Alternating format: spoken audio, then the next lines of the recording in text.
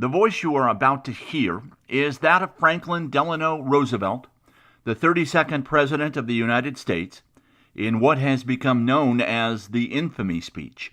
This is a portion of his 7-minute address to a joint session of Congress on December 8, 1941, one day after the Empire of Japan attacked the American naval base at Pearl Harbor in Hawaii without warning, plunging the United States into a war that would forever change the world we live in. Yesterday, December 7th, 1941, a date which will live in infamy. The United States of America was suddenly and deliberately attacked by naval and air forces of the Empire of Japan. Yesterday, the Japanese government also launched an attack against Malaya. Last night, Japanese forces attacked Hong Kong. Last night, Japanese forces attacked Guam. Last night, Japanese forces attacked the Philippine Islands. Last night, the Japanese attacked Wake Island. And this morning, the Japanese attacked Midway Island. With confidence in our armed forces, with the unbounding determination of our people, we will gain the inevitable triumph. So help us God.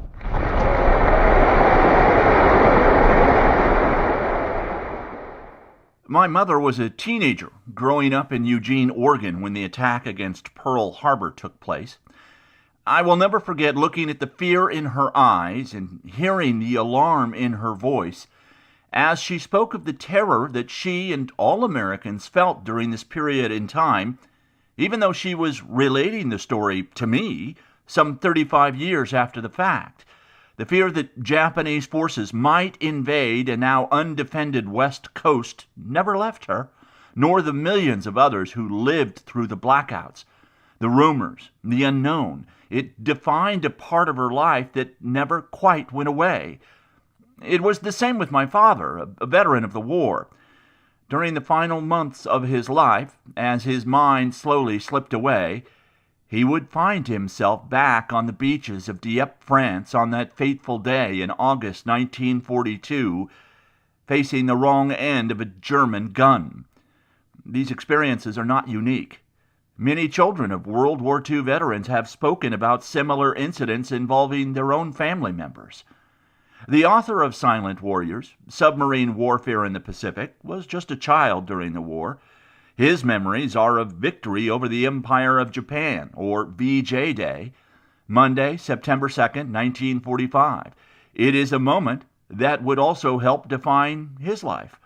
He would later serve in the U.S. Navy. Gene Masters was in the Naval Reserve Officer Training Corps, or ROTC, at the University of Notre Dame, where, at age 21, he fell in love with the idea of submarine service.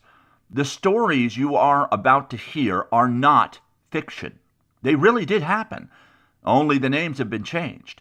This novel not only focuses on real war patrols that took place during World War II, but also the lives of individual sailors and servicemen.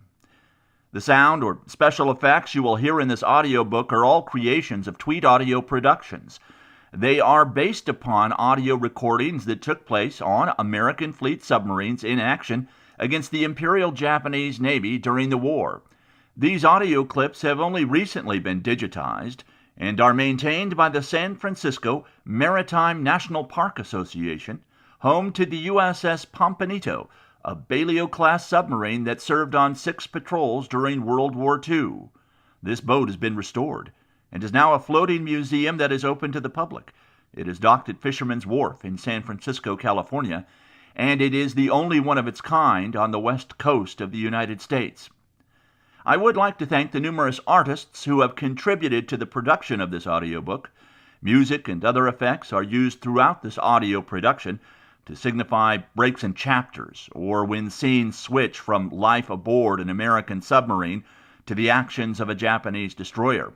My thanks especially to David Louis Luong of Louis Luong's Relaxation Cafe on YouTube for his numerous contributions. David's father served for the Chinese Army in World War II. My thanks also to the efforts and contributions of Kevin MacLeod and other musicians who have contributed to this audio production through the website freepd.com. I would also like to extend my thanks and gratitude to the United States Navy and the Navy Office of Public Affairs. This production is due to their assistance as well as patience. Finally, I would like to dedicate this audio production to the memory of my father. Andrew Jackson Bird served in an infantry assault unit with the Essex Scottish Regiment attached to the Canadian 6th Army during the war. Sent to England to guard the beaches against German invasion following the collapse of the British Expeditionary Force in France and its later evacuation from Dunkirk. He would later be captured during Operation Jubilee, better known as the Raid at Dieppe, France, on August 19, 1942. He somehow managed to survive the rest of the war in a series of prisoner-of-war camps before he was finally liberated following the Long March on April 28, 1945, near Hamburg, Germany. I never got a chance to thank my father for what he did. I didn't understand it yet. I was just a child when he passed. It would be decades before I truly understood his actions and his sacrifice. This is for you, Dad. And now, Silent Warriors, Submarine Warfare in the Pacific, by Gene Masters.